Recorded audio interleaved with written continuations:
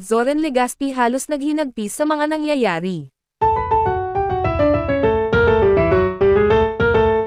Isang emosyonal na yugto ang pinagdaraanan ngayon ng mag-asawang Zoren Legaspi at Carmina Villarroel. Ayon sa isang malapit na source, hindi mapigilan ni Zoren ang kanyang emosyon matapos ang sunod-sunod na mga pangyayari. Samantala, lumalabas ang ulat na nais ng kunin ni Carmina ang bahay na kanilang ipinundar. Ano nga ba ang punot dulo ng lahat ng ito? Alamin natin sa ulat na ito. Nagulat ang publiko sa lumabas na balitang dumadaan ngayon sa matinding pagsubok ang pagsasama ni Zoren Legaspi at Carmina Villarroel. Ayon sa mga ulat, halos hindi na raw makausap ng maayos si Zoren dahil sa labis na emosyon dulot ng mga pangyayari. Ayon sa isang insider, hindi raw inakala ni Zoren na haantong sa ganito ang kanilang relasyon. Matapos ang mahigit 2 dekadang pagsasama, tila dumaan sa matinding pagsubok ang kanilang pamilya. Ang bahay na kanilang itinayo ng magkasama ay isa sa mga simbolo ng kanilang pagmamahalan noon. Ngunit ngayon, may ulat na nais na itong kunin ni Carmina.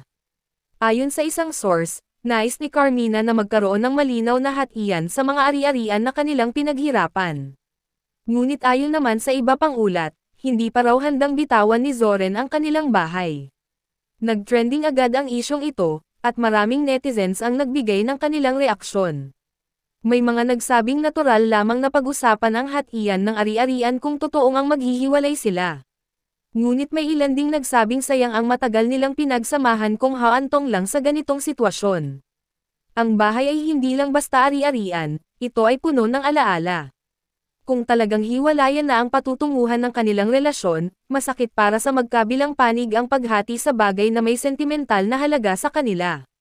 Ayon sa isang source, hindi pa raw makapagdesisyon ng maayos si Zoren dahil hindi niya matanggap ang nangyayari.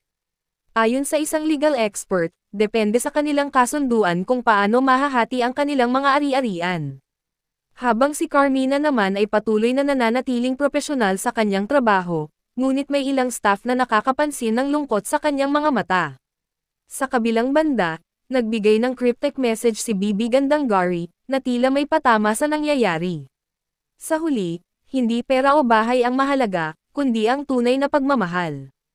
Ayon sa ilang sources, iniisip din ngayon ng dalawa kung paano ito makakaapekto sa kanilang pamilya.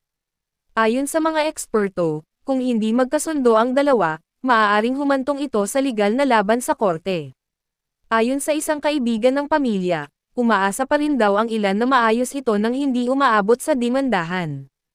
Habang patuloy na umiikot ang mga espekulasyon, wala pang opisyal na pahayag mula kina Zoren at Carmina tungkol sa isyong ito.